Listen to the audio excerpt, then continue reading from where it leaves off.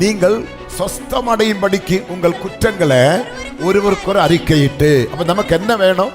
ஒரு சமாதானம் வேணும், சொஸ்ததை வேணும், சந்தோஷம் வேணும், மனநிம்மதி வேணும், ஆரோக்கியம் வேணும், சுகம் வேணும். அப்படியானால் நீங்கள் சொஸ்தம் அடையும்படிக்கு உங்கள் குற்றங்களை ஒருவருக்கொரு அறிக்கையிட்டு ஒருவருக்காக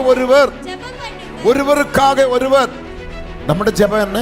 என்னை ஆசீர்வதிங்கப்பா, என் குடும்பத்தை ஆசீர்வதிங்கப்பா, என் மனைவி பிள்ளைகளை ஆசீர்வதிங்கப்பா, என் வருமானத்தை ஆசீர்வதிங்கப்பா, நல்ல வேலை தாங்கப்பா, பட்டினி வேண்டாப்பா, வியாதி வேண்டாப்பா, எந்த செய்வன வரக்கூடாதப்பா, எந்த பிசாஸ், எல்லாம் உங்களுக்காக தான் ஜெபம். இங்க என்ன ஜெபிக்க சொல்றாங்க?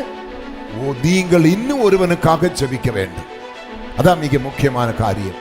நீங்கள் சொஸ்தமடையும்படிக்கு உங்கள் குற்றங்களை ஒருவருக்கொருவர் அறிக்கையிட வேண்டும். புருஷன் மனைவிக்குள்ள ஏதாவது மனஸ்தாபம் இருந்தால் ஒருவர் ஒருவரை சொல்லி தீர்த்த பிற்பாடு நீ ஜெபம் பண்ணு, அந்த ஜெபம் பரலோகம் அங்கீகரிக்கும்.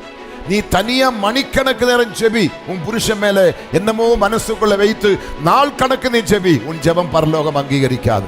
உன் மனைவி மேல வைத்தறிச்சல வச்சு நீ நாலு கணக்குன்னு ஜெபி, உன் ஜெபம் பரலோகம் அங்கீகரிக்காது.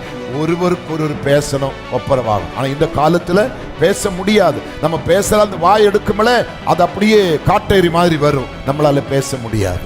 தாழ்மையோடு கேட்கணும், என்ன பேச வருகிறார், அதோட பொருள் என்ன, அதோட கருத்து என்ன, எதுதான் பேசுறாரு, கேட்கறதுக்கு நேரம் கொடுக்க மாட்டாங்க. பேச அதுக்குள்ளே சண்டை, அதுக்குள்ளே வம்பு, அதுக்குள்ளே மூர்க்கம். அப்புறம் என்ன அபிஷேகம், என்ன பரிசுத்தம், என்ன ஜெபம்? எங்க போகிறதுக்காக நீ ஓடுற, எங்க போகிறதுக்காக நீ உழைக்கிற, என்ன நன்மை உன்னை தேடி வரும்? யோசித்து பாருங்க. இங்க நீங்கள் சொஸ்தமடையும்படிக்கு உங்கள் குற்றங்களை ஒருவருக்கொரு அறிக்கையிட்டு ஒருவருக்காக ஒருவர் என்ன பண்ணணும்? ஜெபம் பண்ணுங்கள். நீதிமான்